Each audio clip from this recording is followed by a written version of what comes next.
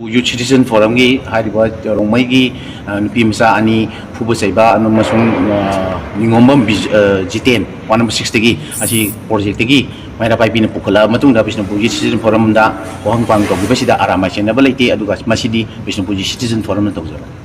Jadi arambai polisi kana arambai na ka panin pan bese menan hariba may pagtumsan pasin pan Bishnupur 180 mai pak ai kana may pagtumbi pak tum sagi ma kana dor mana pai bi lakodra aduga hujiki koi sanjing da phusu isama yaugire ko aduga nupi ani de maming du nu habiram nupi maming do aini ngasai ha muka panbiro umtak pamiron kanogi hauzam sulchamala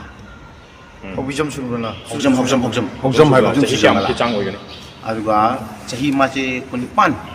kumapan kuntra hai ko du jang ni ward number ke 1 number 8 aduga amana sang sambanti adu saidi aina hang matamda sulchamala matana thai hai mana phaba nambanti na mu to pai hai aina swa kun pam cha do pa dum na sangura thol pani pa dum na sangura ka aduga masih na chai chu ta gi dabra ai shor saki noi phuk ju pu ai chai tha de ba ai na la ka na noi ke hange nang ibe man noi loyal school gi ai parents bo ai na sak lo to boy target ai parents bo din ai angang na te ai po youth forum ma ju laminari ni ai sakta oi ai min kennedy ko wi youth forum gi smai to ka sorry loyal gi parents body gi ai parents body member ma oi mangon ma sa ta e ba fathers number to piro ai ko ge father do sinage sima bu hai Adu numito yawse nupa nang katara. nupa koi tara kun muksu male me amna kadai Adu locality gi nupi singa duna pudra di pui hairoi nang natra sukana nupi nupa aman. adu dum de senga adu di ai nupa na fu di Adu ka bu blok ko lo. Ko de professional mo tau tai ko. asine ge du di adu sengna ko sengna sinna je nga sinu mite sim sinna ga adu yaw missing do akoi youth ki leiba member sing do pulak wang pang Maming ge taw sawa. Bishnupur Youth Citizen Forum pulak wang pang taw ge Ko ba si yan na re ko. yai loi ko ba do Sila ikan mai jagi mai ben hon gum. yai Ko. Ori chot no sang thok si. se ai se na kanum haije ge ko sigi kano sida ai gi youth ki leiba member sing do each and every one loina koi gi kano na aramai na ko sem pham je sloin por ke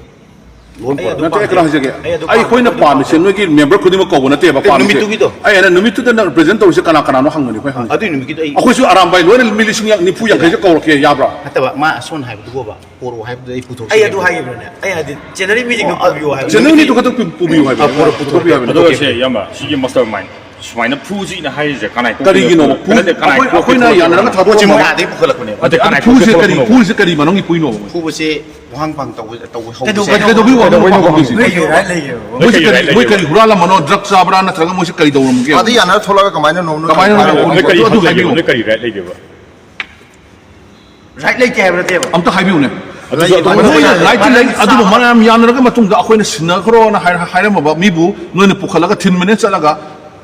pukhala phubi maram kari gi no pi da khut thaba se maram kai gi no adugi kari right no no Ama mana da ko no. koi gi to office to mai di khan de ko ado kenan thali ado pusan ba se koi gi huji kari ba mai ra pai bi gano se me pak tu mi se ai sabu yogdri moi na noi gi yut ko office pusan le na moi na karango ba se pusan la ko Si lo khangi ko. Si lo en tau du ni. Thabak akoi le to. adudi sigi mastermind je nimitu to pusalla kanda phubo ko pong kom tawji na hai je mai paktung bi gi wakhalon na han ba da menen na phone tawre da tin di smai to no koi Bishnupur yaw re smai man na huji ai ne pan ba do ado menen yaw re adi mai pak tu bi yaw re mai pak tu bi sina gari ko teng arrange to keni di koi local bi koi ku ngi mi ni na pare ndo sa koi yaw ding tam ne du par gari arrange to na koi gi gari chu ku mami thaba kur sakre ada ko kan mene gari chu matu nu pur sakre ma matu nu pi mai ma pam sakhe na ado itar gari mu wai da se na mani ga gi gari mu wai da mai ra pai bu ani hum to tha gi bane adu kan sapam tam ji da youth ki ani khak yawi adu kana menan ga haji bisiga kanu ga social lena sarim tim sa se aji sina gari masa sana ga adu lakwa si du yam freely wen lai nupa do auto thawal le du nupa do masa do auto thawal ga pori he moina pora matung da mu kanu sina mu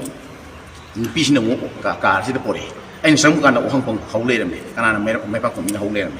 ai samu kan si da adu da sa ma ga ta bu no adu da su mo ni ka ke mu ni thu gong kanguna auto driver se mangani thabak le polo hari kennedy ko war se ko ko ni na adu madi ko